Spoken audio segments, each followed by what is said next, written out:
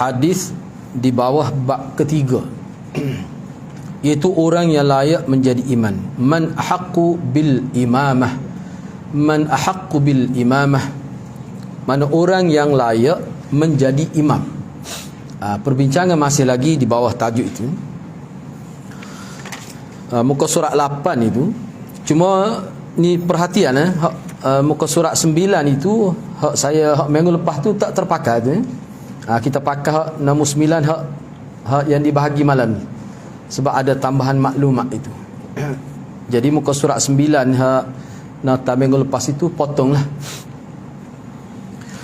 Baik, perkara kedua di bawah perbincangan dan pedoman hadis yang pertama, satu hadis saja di bawah bab ini, iaitu hadis 780.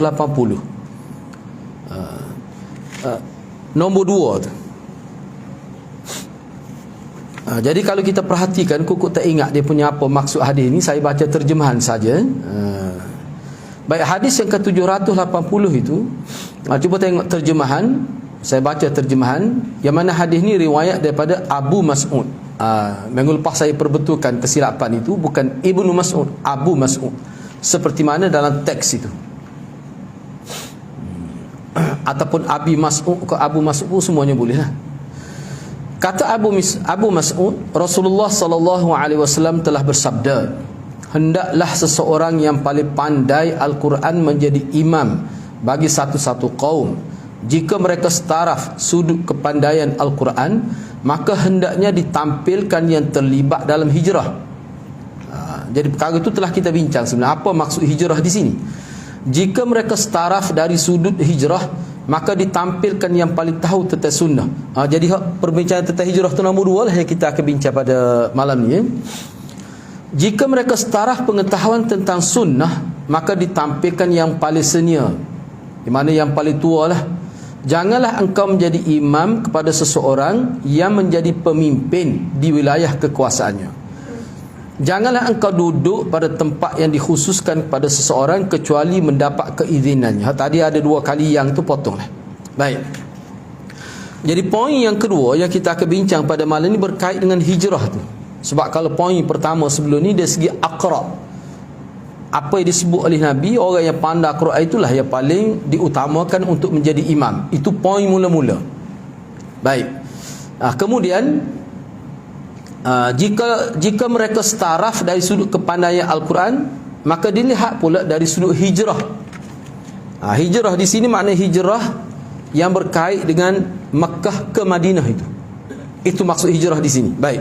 Cuba tengok nombor 2 tu. Hijrah yang dimaksudkan adalah hadis adalah hijrah makaniyah. Hijrah makaniyah ni makna hijrah yang berkait dengan perpindahan tempat. Maksud yang lebih khusus adalah muhajirin yang awal berhijrah daripada negara kufr ke negara Islam. Mereka lah yang diutamakan menjadi imam salat. Sama ada hijrah daripada Mekah ke Madinah ataupun hijrah ke Habasyah, kemudian mereka hijrah pula ke Madinah, itu termasuklah. Mana perpindahan yang berkait dengan perpindahan tempat. Hijrah ni dia ada 2 jenis. Pertama sekali hijrah makaniyah, satu lagi hijrah mauqif, dia panggil hijrah mauqifiyah. Hijrah sikap. Hijrah tempat ni zaman kita ni tak berlaku dah. Tapi hijrah yang dikatakan kekal sampai hari kiamat itu maknanya berubah ke arah kebaikan. Itu maksudnya hijrah dari segi sikap. Daripada sikap yang tidak baik kepada sikap yang baik, dan kepada sikap yang lebih baik. Maknanya perubahan sentiasa ke arah yang lebih baik. Itu dia panggil hijrah sikap. Dan hijrah itu dia akan berlaku sampai bila-bila. Baik. Tetapi yang dimasukkan hijrah di sini adalah hijrah makaniyah. Ni pada peringkat awal. Baik.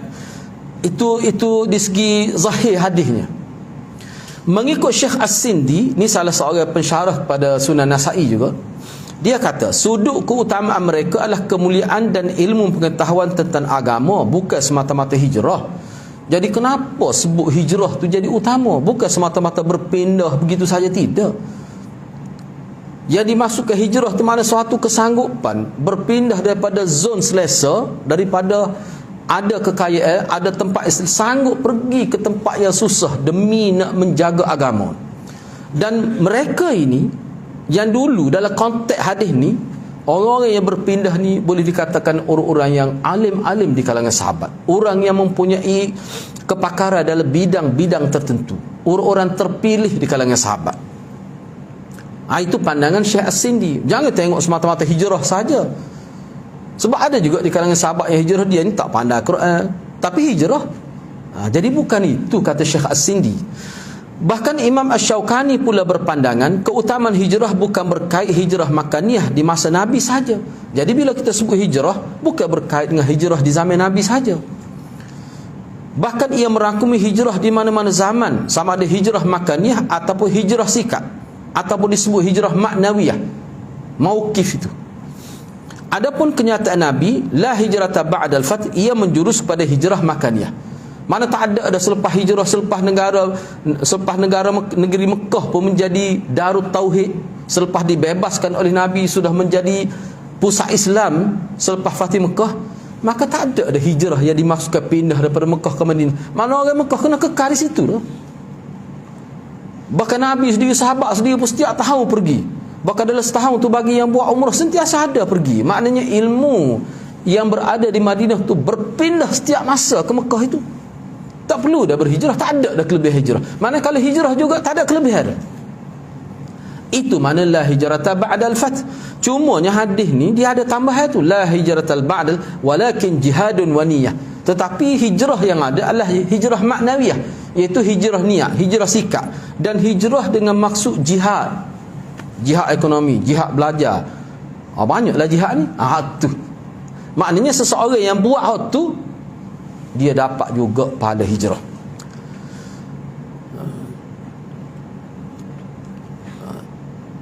Jadi kenyataan Nabi la hijrata ba'dal fath, ia menjurus kepada hijrah makaniyah daripada Mekah ke Madinah, atau ia bermaksud tidak ada lagi kelebihan hijrah tempat yang dapat menyaingi kelebihan hijrah sahabat dari Mekah ke Madinah. Manakala ada orang berpindah daripada Parsi datang ke Madinah, dia selepas tu lama sahabat berada di luar Jaziratul Arab, pergi ke Madinah, masuk Islam, tinggal di situ. Tapi tak akan sama tu dengan hijrah sahabat daripada Mekah ke Madinah sebelum Fatih Mekah tu, sebelum tahun ke-8. Tak sama. Justru hadis-hadis berkaitan isu ini mesti dikompromikan demi memastikan ia bersifat global hingga boleh diguna pakai untuk setiap zaman. Jadi bila kita tengok, bila Nabi sebut kena lihat dari sudut hijrah, maknanya orang yang berubah daripada tahap tidak baik kepada yang baik. Mana orang ada kualiti diri, sentiasa bertambah kualiti diri, makna kena lihat juga. Ini berkait dengan personality juga ni. Berkait dengan personality juga. Sebab itulah dalam syariat ditekankan orang nak jadi imam di Qadiyah tu kena orang kawasan itu. Sebab masyarakat dia paling tahu tentang keberadaan dia tu macam mana. Dia ni baik ke tidak baik ke, sentiasa meningkat kualiti diri, sentiasa meningkat ilmu. Dulu tidak begitu, sekarang nampak lebih baik. Masyarakat yang tahu, yang hidup bersama dia. Baik, itu makna hijrah. Kan sebab apa? Sebab kalau kita pakai seperti Syaukani kata, kalau kita pakai hijrah dari Mekah ke Madinah, maknanya tak terpakai zaman sekarang hadis ni. Tak terpakai dia. Sedangkan hadis ni tidak begitu cara penggunaan dia. Tak ada, kalau begitu tak ada fake hadis itu. Tak ada fiqh hadis itu. Tak boleh gitu. Mana boleh hadis ni tak terpakai, sedangkan hadis terpakai sampai bila-bila. Baik. Kemudian kalau kita lihat teks tu lagi, jikalau dari sudut hijrah pun sama juga, kena lihat pula orang yang tahu tentang sunnah. Orang yang tahu tentang sunnah. Jadi ulama berbeza. Maksud orang paling arif tentang sunnah ni apa maksud pula? Yang pertama, cuba tengok. Mula-mula tadi kita kata untuk orang jadi imam ni kena orang yang kita kata aqra, orang yang paling pandai baca Quran. Kita sudah bincang apa maksud pandai baca Quran saja ke? Kau tak tahu buta tentang Quran, tafsir tak tahu makna atau macam mana? Kita telah bincang dah. Sebab kalau zaman sahabat bila sebut aqra, orang yang paling pandai Quran, apa maksud dia? Kita bincang dah minggu lepas. Yang kedua, dari sudut hijrah kena ambil kira juga. Hijrah tu pun kita baru bincang tadi. Yang ketiga, dari sudut orang yang arif sunnah, tahu tentang sunnah Nabi. Ni sunnah Nabi. Apa maksud arif tentang sunnah dalam konteks hadis ni? Yang pertama, As-Sindi berkata, sebab apa saya banyak sebut As-Sindi ni? Sebab dia ni antara pensyarah Sunan Nasa'i ni, dan kenyataannya ni banyak juga dipetik oleh Syekh Al-Ethiopi. Kalau kata kitab 42 jilid tu, banyak dia kemukakan kata-kata Syekh As-Sindi ni. Maksud arif sunnah mengikut Syekh As-Sindi iaitu mereka yang memahami hukum hakam berkaitan salat. Tu makna arif sunnah. Sunnah tentang salat. Dia bukan sekadar tahu perkara yang wajib tentang salat. Dia bukan tahu tentang rukun salat saja. Dia tahu juga sifat salat Nabi. Kalau nak dapat pahala, nak dapat banyak pahala dalam salat, kena buat gini. Kalau buat gini walaupun sah salat tapi kurang pahala, dia tahu benda-benda gitu. Yang kedua, Imam Syaukani, dia kata maksud arif sunnah tu mana kelebihan orang berilmu diutamakan menjadi imam berbanding kelebihan-kelebihan lain dari sudut agama. Sebab kelebihan dari sudut agama ni banyak. Kelebihan dari sudut dia tu orang yang benar, orang diterima oleh masyarakat. Kelebihan dia tu ingatan kuat. Kelebihan dia tu kita kata ada sijil lah ni, kita kata misalnya. Dan dia tu kira-kiranya orang baik, penderma, nilai sedekah tinggi. Itu kelebihan-kelebihan dalam agama. Tetapi bila nak jadi imam, nak jadi teriman ni, kelebihan itu tidak diambil kira sangat. Yang diambil kira, yang diberi keutamaan kelebihan dari sudut agama. Dari sudut agama ni mana alim lah. Tahu tentang hukum hakam agama tu. Itu. Bukan tentang salat saja. Kalau tentang salat saja itu sempit sangat lah. Jadi Imam Syaukani dia perluaskan lagi. Syekh At-Tibi mengatakan sunnah yang dimaksudkan di sini adalah hadis-hadis. Ia bermaksud orang yang lebih alim tentang hadis-hadis, maka mereka adalah yang lebih faqih dalam, dan itulah situasi zaman sahabat. Zaman sahabat dulu orang yang tahu tentang hadis, banyak tahu tentang hadis, dialah yang lebih faqih berbanding orang lain. Tapi zaman kemudian tak mesti. Nabi pun sebut dalam hadis akan berlaku pada umat dia ni, perawi-perawi hadis ni, dia jahil tentang hadis, cuma dia tahu tentang hadis, dia ingat hadis. Kadang-kadang anak murid dia belajar hadis, dia lebih alim tentang hadis tu daripada dia. Boleh berlaku begitu. Tu. Misalnya kalau di India lah, biasa buat contoh, guru saya buat contoh. Syah Waliullah Ad-Dihlawi tu guru dia Syekh Tahir, tak silap. Mana Syah Waliullah ni ambil hadis pada tu guru dia nama Syekh Tahir. Tapi Syekh Tahir ini tidaklah kata alim. Kadang-kadang dia nak faham hadis, dia tanya anak murid dia. Kak Syah Waliullah Ad-Dihlawi. Boleh berlaku. Tapi kalau zaman sahabat dulu, kalau siapa ingat banyak hadis, dia lah paling faqih dan paling alim tentang sunnah. Tu suasana tu dia boleh berubah. Dia boleh berubah. Sebab dululah kita bincang dah. Kalau dulu nak jadi pemimpin politik zaman sahabat, zaman tabi'in, orang ni kena alim agama. Sebab tu dia jadi imam di masjid. Kalau khalifah, dialah jadi imam. Kalau dia tak mari, orang tunggu dia. Tu sistem zaman tu. Zaman kita ni berbeza. Zaman kita tak sama. Mana tak semestinya orang-orang politik tu mana dia alim tentang agama, tapi boleh nak jadi pemimpin. Sebab itulah dia ada pula istilah umara dengan ulama perlu digandingkan. Pemerintah dengan ulama dia tidak boleh berpisah. Kadang-kadang ulama ni alim sah, tapi di sudut pemerintah dia lemah. Cuma dia tahu tentang agama, hukum halal dan haram dia tahu, tapi bila nak memerintah dia pun takut nak pegang jawatan. Tapi orang ni terbukti dah pernah pegang jawatan besar-besar, memang hebat dari segi pengurusan. Kena bui pada dia, tetapi dia tak boleh berpisah dengan ulama lah. Takut buat sesuatu yang bercanggah dengan akidah, bercanggah dengan hukum halal dan haram, tak tahu. Jadi ulama ni sebagai pemantau, pemandu.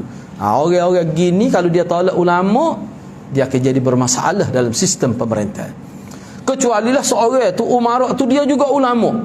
Supaya zaman sahabat dulu. Tu lain. Tu kelebihan lah. Kelebihan luar biasa lah. Selain daripada dia ni pemerintah hebat, ada karisma, dia ni juga ulama. Kalau boleh hak dua tu, bonus lah pada kita tu. Patut juruh pula, tidak jahat. Kalau jahat, nanya rakyat. Itu yang dimaksudkan. Namun ramai ulama menyebutkan fenomena ini, yakni faktor yang ketiga. Kata-kata Syekh At-Tibi itu tidak khusus kepada zaman sahabat sahaja, bahkan ia berlaku juga pada zaman selepas mereka. Maknanya fenomena yang berlaku pada poin yang ketiga ini disebut oleh Syekh At-Tibi, dia akan boleh berlaku pula zaman mana-mana pun.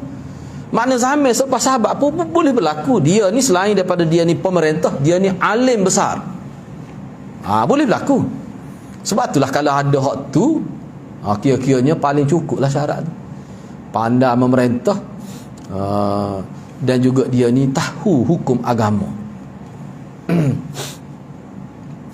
Supaya kita kata sahabat saya nak bakal saya rumah, bab agama dia ada tempat rujuk, tapi bab politik pun dia juga. Sebab Muawiyah tu kemana yang alim? Alim Muawiyah ni, dia semaya witir sarkat, adalah orang-orang yang tak setuju dengan dia, nak cari kelemahan dia, pergi report pada Ibn Abbas. Ni Muawiyah semaya witir sarkat. Apa kata Ibn Abbas? Ibn Abbas kata, betul ke gitu? Kalau betul Muawiyah buat witir sarkat, maknanya betul tu.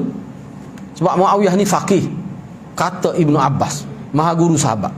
Ibn Abbas ni maha guru sahabat, alim besar dia, sepupu Rasulullah. Dia mau perakui. Iyalah, tengok ni cara orang kan. Pada habat pakai kilah, zaman sahabat kilah dah witir ni, tapi dia ada semua jenis manusia gini ni. Bila dia tengok berbeza pandangan, sahabat Muawiyah kata serakaat witir, orang lain kata 3, padahal ada lagi orang lain kata pun di kalangan sahabat. Dia cuba nak pelaga, nak ayatnya Muawiyah ni jahil tentang agama. Dia ada semua bagi-bagi lagu tu. Bakar tu Pakhlani pun ada lagi. Tu mudah tu, bahasa Kelantan mudah, kita kecek mudah gitu dah. Setengah kata kasar tak. Dak lah bahasa Kelantan. Lembut tu. Bakar. Mana keturunan pesing tu. Manusia jenis tu ada semua. Padahal kita kata berkhilah dalam bab fiqh ni hadrat. Dalam mazhab Syafi'i saja berkhilah baik mana. Dalam mazhab Syafi'i berkhilah baik mana. Baik, tak apalah. Yang keempat, berkenaan keutamaan umur. Dah kalau sunnah pun kira-kiranya setara. Tengok pula umur tu lagu mana. Pilih hak paling senior lah. Imam Nawawi berkata, keutamaan umur diambil kira apabila ciri-ciri kelayakan lain ada pada setiap orang yang akan ditampilkan sebagai imam. Bila cukup syarat dan tengok umur pula. Kalau kita tengok dalam kitab fiqh lah, ni saya tidak nak bicara secara detail. Kalau detail kat parut terlajak lah. Kalau kita tengok dalam kitab fiqh, misalnya fiqh Syafi'i, dia senara banyak. Siapa bila tengok cukup berlaku, tengok pula anak mana paling ramai.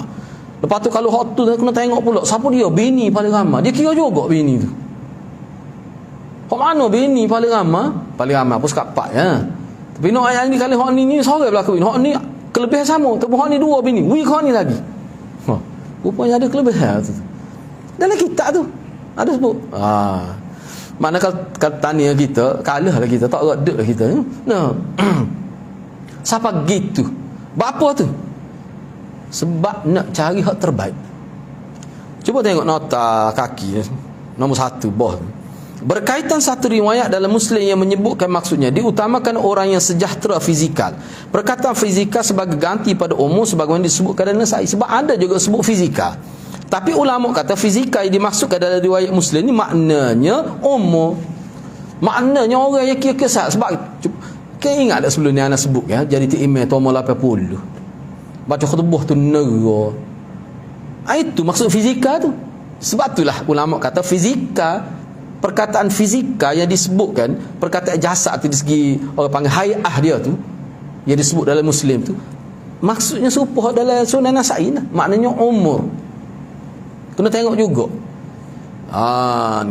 Ni siapa dia duduk nak bangun tu tasiyat rumah boleh bangun, tua terlajuk misalnya. Misalnya siapa tahap tu tak sesuai, cari hak lain lah, hak gagah sikit. Itu maksud dia. Ada disebut dalam sana. Sebab itulah Imam Nawawi kata keutamaan umur diambil kira apabila ciri-ciri kelayakan lain ada pada setiap orang yang akan ditampilkan sebagai imam.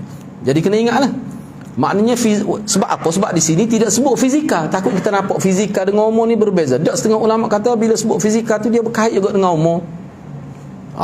Tu. Yang kelima, dalam hadis bab ada larangan Nabi SAW agar jangan tampil menjadi imam di wilayah orang lain kecuali dengan izinnya. Sebab dalam hadis ni sebut tak boleh kita pergi satu tempat, situ ada ketua dia, ada wakil rakyat dia, ada tok ngulu dia, ada tok imam khusus yang dilantik. Ni ketua-ketua lah ni kira-kiranya. Inilah maksud ketuanya. Tiba-tiba kita nak pergi jadi tok imam, tak boleh. Kita ni orang luar dari segi adabnya. Tu Baik, cuba tengok di sini. Dalam hadis bab ada larangan Nabi SAW agar jangan tampil menjadi imam di wilayah orang lain kecuali dengan izinnya. Jadi takwilan kalimah sultan, sultannya sama makna penguasa, orang yang ada kuasa. Sultan kalau dalam konteks Malaysia ni lain, dia bukan memerintah. Tapi sultan yang dimaksudkan di sini adalah pemimpin politik yang memerintah. Tu dulu kalimah sultan itu. Dengan maksud tempat. Jadi sultan ini bukan dengan maksudnya tempat atau kawasan. Disokong oleh satu, jadi takwilah ini disokong oleh satu riwayat lain yang menyebutkan fi ahli. Sultan fi ahli. Orang yang ada kuasa di tempat dia, di kalangan penduduk tu. Yang bermaksud di dalam kawasan miliknya, dan dalam riwayat lain menyebutkan fi baiti. Dia ada kuasa dalam rumah dia. Yang bermaksud dalam rumah dia tu.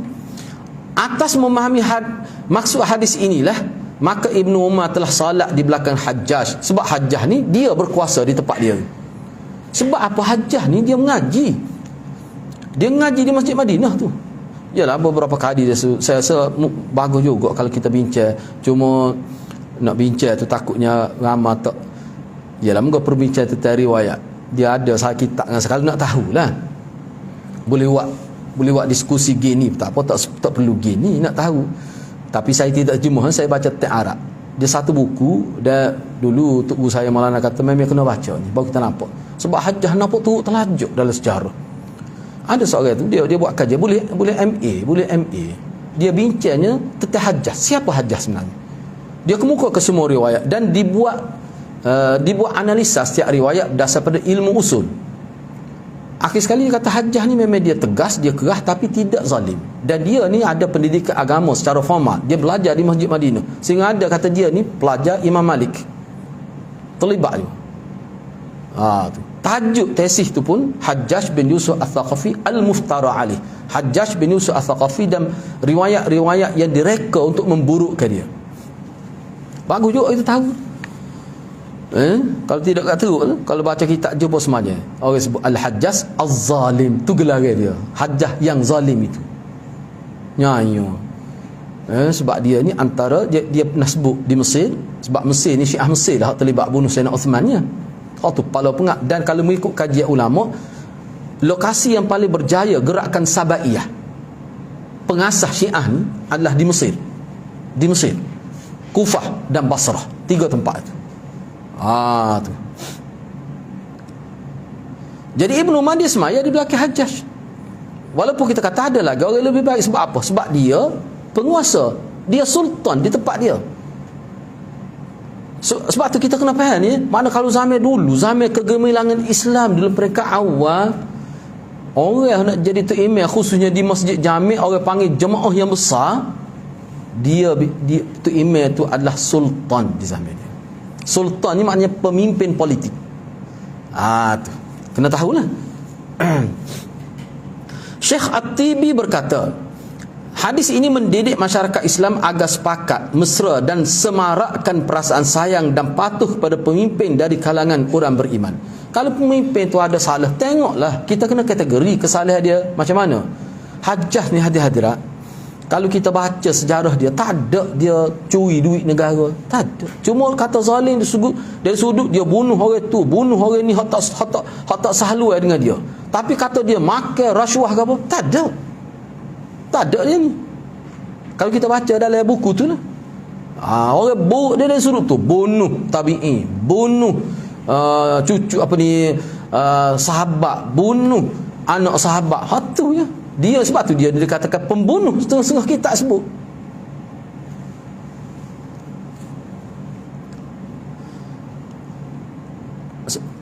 Bahaya ke orang kita ni tak belaga sikit untuk email pun, tak gidah masjid, rela mai rumah dah.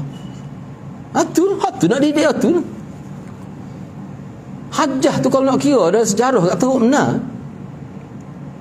Teruklah kira-kiranya kasar. Dia ni memanglah, guru saya pun sebut dia ni, kalau kita baca dia ni kasar. Cara dia kepala tentera, kepala besar sekali, ketua dia ni. Tapi Ibnu Umar semaya pada Ibnu Umar ni hadiah-hadiah cuma Ibnu Umar ni. Ibnu Umar ni kalau kita tengok dalam riwayat masjid, bila selepas azan, bila selepas iqamah, azan ataupun iqamah gitulah sebut, la ilaha illallah. Kemudian kata lagi salah. Dia tak semaya dah di masjid tu. Cumaknya dia sebab dia kata bid'ah. Mana ada zaman Nabi selepas qamat sebut lagi salah. Dia suruh akak dia balik. Masa tu dia buta mata nak bangun tak boleh. Dia nak mai rumah kecuali pecat Tok Bilal. Ataupun dia Tok Bilal ni berubah. Selepas ni jangan buat gitu. Sebab dia kata mana ada zaman sahabat, zaman Nabi buat gitu. Tak ada tu istilah salah. Cukup dah hayya ala salah tu. Nak yang cuma, tapi dia semaya di bawah Hajjaj bin Yusuf Al-Thaqafi.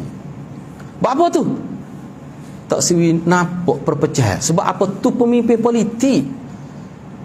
Perpecahan dari sudut politik boleh membawa kepada pertumpahan darah. Kita kata pecah tu email. Ahli jawatan kuasa, separuh sokong tu email ni, separuh tak sokong. Ahli jemaah separuh sokong tu email ni, separuh tak sokong. Dia tak menyebabkan jadi pertumpahan darah. Dulu Tok Email tu pemimpin politik. Kalau tak setuju kepada Email, tokoh-tokoh besar seperti kepala-kepala sahabat seperti Ibn Umar, kalau dia pun tunjuk sikap yang tidak matang, bayangkan masyarakat zaman dia lagu mana. Sebab tu dia pergi. Mana hal kita tak setuju tu, kita ikut saluran dia kalau kita nak kritik.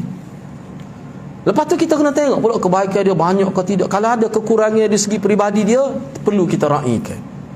Sebab orang ni nak cari cukup belaka syarat sempurna belaka dia tak selalu carilah, tak jumpa.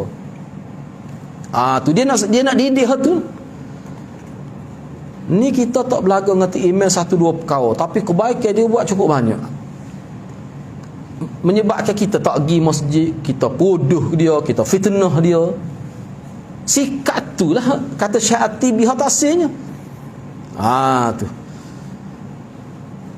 Gak satu kali lagi kita kena faham jugalah hadirat, bila jadi pemimpin ni kita tak akan mampu kita nak memuaskan hati semua orang. Mana boleh? Tak mungkin begitu.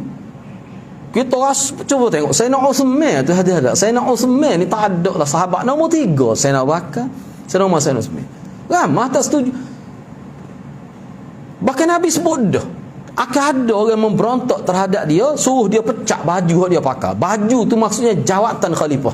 Nabi kata jangan kamu tanggalkan baju tu, kamu kena pertahankan khalifah tu. Maknanya Nabi tahu dah akan ada orang benci. Padahal Sayyidina Uthman ni setara mana.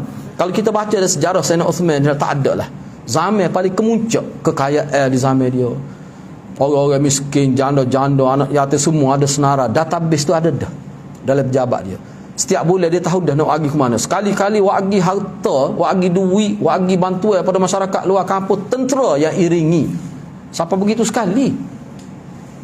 Jumlah orang keluar zakat sebab nega maju zaman dia. Dia buka peluang pekerjaan. Memang hebat. Sebab tu Syekh Ahmad As-Salabi, Dr. Ali Ahmad As-Salabi tulis kitab khusus tentang ni. Tentang Sayyidina Uthman. Dia bincang. Kena tahu juga tu. Tiba-tiba dibunuh. Setara tu kena bunuh lagi. Tak suruh pelik. Kita kata ke zaman kita ni kalau ada kekurangan. Sebab tu hadirat kena berlapis dada. Lepas tu kalau dia ada kelemahan tu, kelemahan dia setara mana hak kebaikan dia tu kena ambil kira. Hak tu lah yang dimaksud oleh Syekh At-Tibi ni. Ni naik tu iman ni tak setuju, hak tu pula tak setuju. Lepas tu pakai mak lagu tu sikap umat Islam. Hak tu tak sih. Sekali-sekali tukar pemimpin, berapa banyak kerosakan berlaku tu. Ni. Dia ada pendidikan di situ. Maknanya kita salat di belakang pemerintah itu dia ada ciri-ciri pendidikan. Seperti mana disebut oleh Syekh At-Tibi. Baik, menampilkan diri menjadi imam tanpa keizinan pemimpin setempat adalah suatu bentuk menghina dan tidak menghormati. Jika ini berlaku, ia boleh membawa kepada rasa tidak senang dan timbul kemarahan yang mungkin akan lebih parah, timbul permusuhan. Kalau siapa timbul permusuhan pula lagi teruklah. Nak marah ni ada seorang nak marah tu nak marah. Tapi kalau siapa mereka bermusuh, sudah tak ada kebaikan lah. Memandai-mandai dalam isu sebegini adalah sikap tidak bermaruah dan boleh merosakkan silaturrahim. Bahkan mengambil sikap merendahkan diri dengan tidak mudah menampilkan diri apabila berada di kawasan luar adalah sikap yang bermaruah. Ini disebut dalam kitab Al-Mirqat, syarah kepada kitab Mishkat tu lah. Kalau kita duduk ngaji di Telipuk tu, Syekh Mulla Aliul Qari. Baik, Yang keenam, ulama berbeza pandangan dalam menentukan maksud takrimah. Itulah sebab tu jadi berbeza muka surat ni. Sebab dalam hadis ni sebut, cuba perhati semula dalam hadis ni, cuba tengok teks tu. Nabi sebut di akhir tu, Nabi kata wala taq'ud ala takrimatih. Jangan kamu duduk di atas hamparannya. Tu salah satu terjemah saja. Jadi apa maksud takrimah? Sebab takrimah ni hadirat, kalau kita tengok dalam kamus, setengah-setengah tak ada dalam kamus. Kalau dalam kamus besar kalau ada pun dia sebut banyaklah. Tu kita nak tahu tu. Jadi takrimah ni Nabi tak benar duduk tu kecuali mendapat keizinan tuan dia. Apa maksud takrimah ni? Cuba kita tengok. Jadi ulama berbeza pandangan maksud takrimah sebagaimana disebut dalam hadis. Yang pertama, penggunaan dalam hadis sebagai kiasan kepada apa saja benda yang disediakan kepada seseorang secara khusus sebagai memuliakannya. Maknanya kalau kita pergi, sebagai contoh lah, saya ambil contoh ni, takrimah ni termasuk juga parking kereta. Misalnya ambil contoh keluar sikit, parking kereta yang dikhusus kepada imam, tulis ni imam, penceramah, apa dia kata, bila ni orang-orang penting, dia kena hadir tepat masa ni. Tok Bila mari nak parking tak ada, parking jauh, ngepek dodeng-dodeng, hilang pala banyak mana di situ. Tok imam mari pun tak ada tempatnya, ambil kat orang. Misalnya kalau Tok Siap boleh kira lagi, memang dia adalah tempat, biasanya imam, bila dan penceramah paling kurang 3, tak boleh ambil tu, tak boleh. Ulama kalau mengikut ni mana berdosa kalau ambil tu. Sebab apa? Bukan hak kita, sebab dikhususkan. Itu kalau di sudut parking. Baik, dari sudut apa lagi kata, misalnya di masjid dia ada tempat khusus, misalnya contoh kain sajadah yang diletak, dia ada maksud dia. Tok Bila pergi komak, mari-mari tak ada tempat dia. Tok Bila kena duduk sah ketiga. Tak kena gitu. Ataupun email rawatib ke, tu email hak duduk depan tu email, belakang tu rawatib. Kalau berlaku apa-apa dia boleh tegur. Kalau hak pandai-pandai duduk belakang dia, kadang-kadang letak kain sejadah 3-4 lah tu untuk orang tertentu. Kalau berlaku kecemasan apa-apa, dia boleh menjadi gala ganti pada imam tu. Jangan duduk tempat tu kecuali diizinkan. Misalnya tak ada seorang, jadi kosong, jadi orang berkenaan pun minta supaya masuk, bolehlah kita masuk. Takut jadi satu masjid lah. Ingat mula-mula, ingat cerita tu hari Jumaat tu, mula-mula kipah helikopter besar kan, mula-mula di masjid tu enggak kena masjid pertama. Hak je cerita ni kira-kira hadas sana lah cerita ni.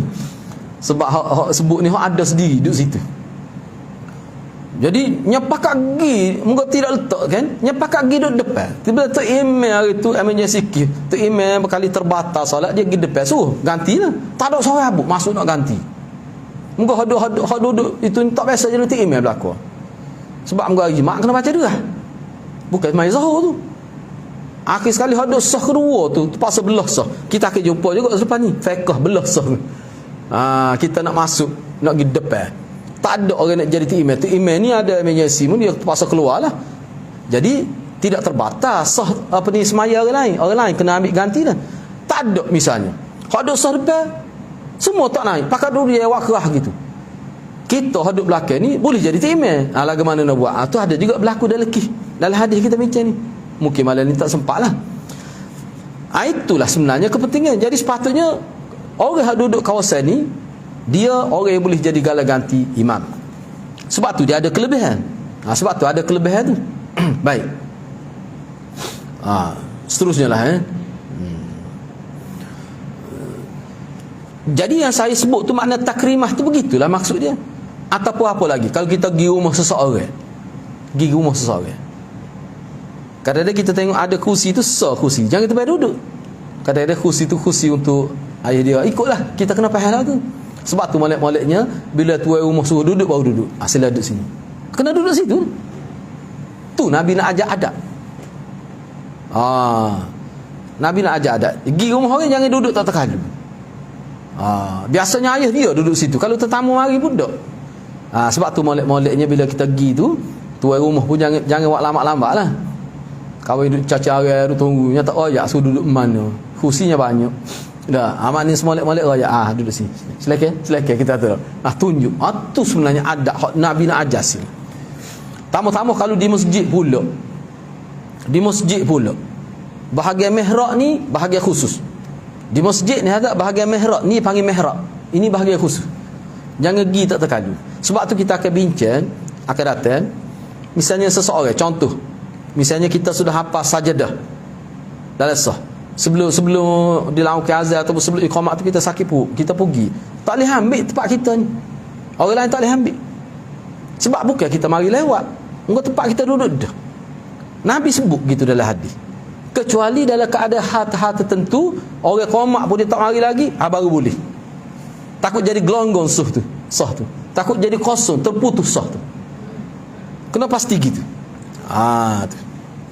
Baik, seterusnya ialah adalah khilaf perbincangan kita ada akhir datang kita bincanglah. Baik. Yang kedua, dalam Sahih Ibn Hibban disebutkan Syu'bah telah berkata, saya berkata pada Ismail bin Raja, apa itu takrimah? Takrimah itu apa? Ni Syu'bah dia tanya Ismail bin Raja. Jawab Ismail, beliau telah menjawab, firash, hamparan. Hamparan yang disediakan khusus untuk orang yang khusus, orang yang tertentu. Tak boleh kita duduk terkandu. Tu. Baik, seterusnya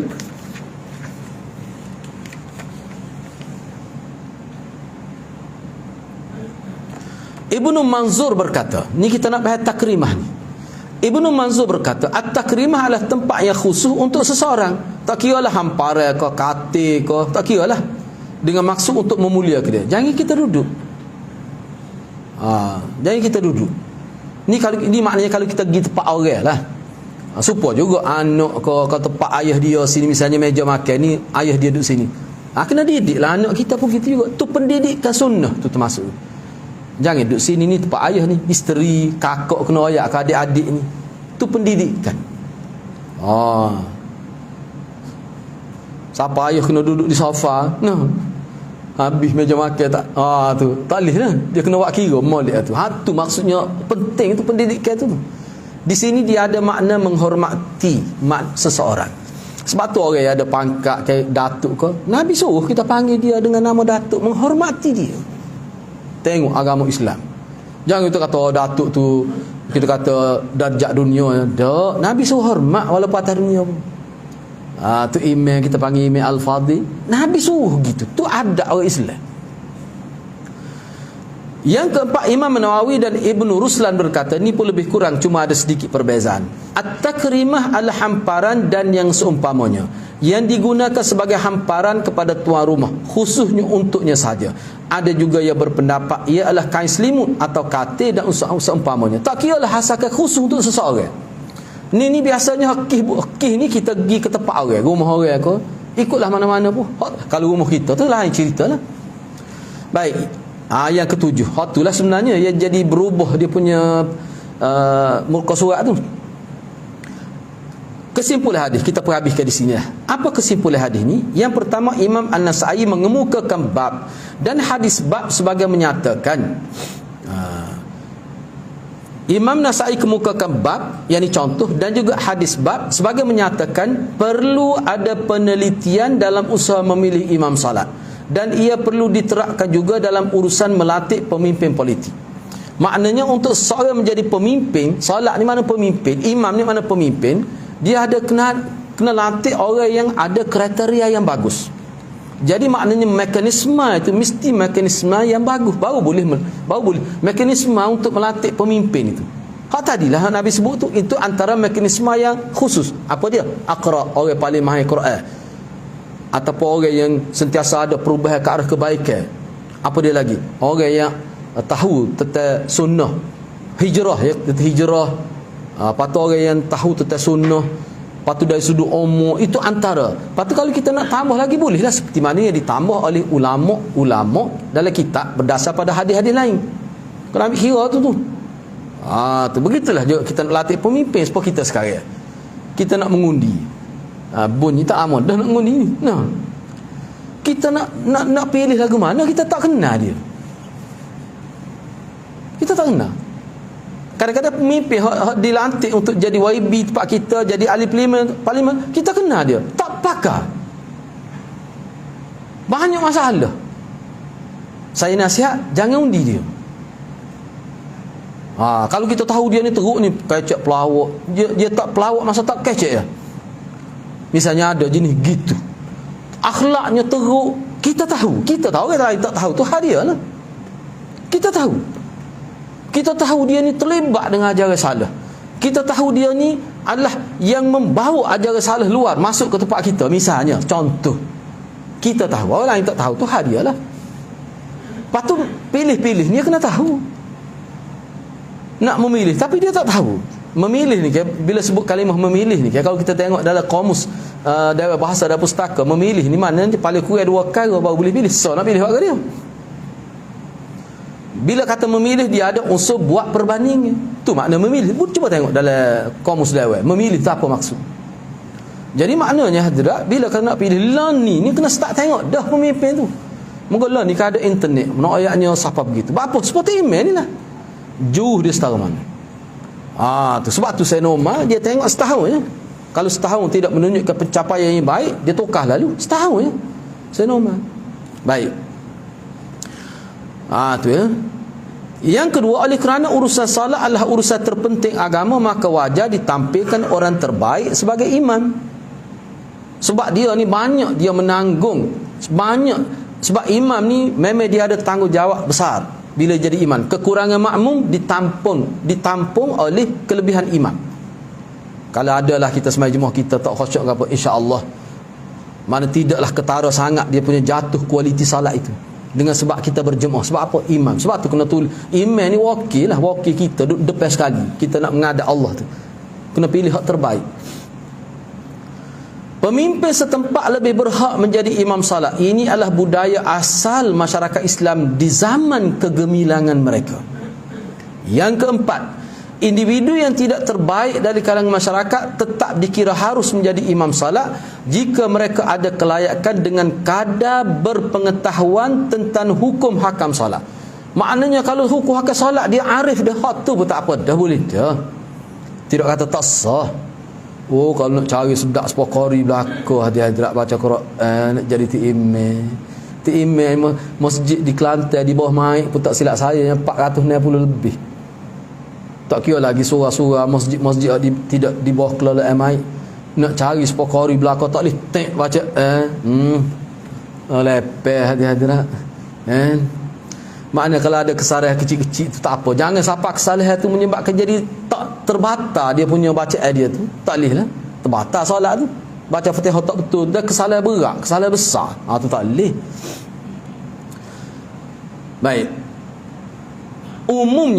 Nombor 5. Umumnya para ulama berbeza pandangan dalam menentukan kelayakan seseorang menjadi imam berdasarkan kelayakan dan kemampuan diri mereka. Namun daripada perbincangan mereka, kita dapat memahami perbezaan yang berlaku kerana keinginan mencari orang yang layak berdasarkan banyak kemahiran dan mempunyai keterampilan yang menarik. Jadi tu iman ni dari segi kelayakan Nabi sebut ni, kemudian dilihat kepada hadis-hadis lain, ulama buat kesimpulan bahawa keterampilan yang menarik tu perlu juga. Bila orang tengok ke dia tu ada kehebatan lah, dia ambil kira juga hak tu. Baik, yang terakhir, yang keenam, tidak harus seseorang duduk atau menggunakan sesuatu yang disediakan khusus pada seseorang. Ini adalah disiplin dan akhlak yang ditekankan oleh Rasulullah sallallahu alaihi wasallam demi menjaga keharmonian masyarakat. Ni sebab apa? Sebab kalau jadi tu imam ni banyak sangat kekurangan, memang dia menjejahkan kualiti solat makmum tu. Baca teruk sangat, pakaian tak bersih misalnya, keterampilan diri tak jaga, gigi kuning misalnya, contoh, rambut tak terurus. Misalnya benda-benda gitu kita tengok. Misalnya kain tu Allah spring alik belakangnya tak gosok, kita tahu. Misalnya mana kita duduk belakang tengok Allah tu iman tak jaga ketemu nah.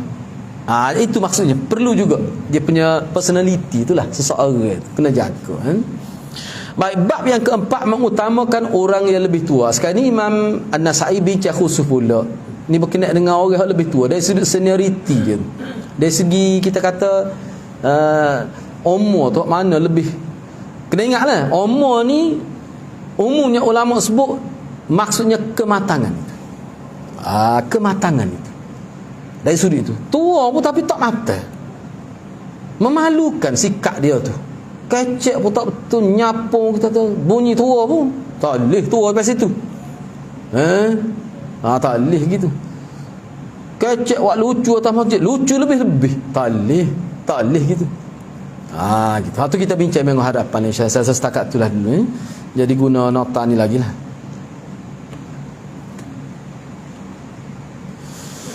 Mudah-mudahan Allah berkati kita semua. Aku qauli hadza wa astaghfirullahal azim li wa lakum. Assalamualaikum warahmatullahi wabarakatuh.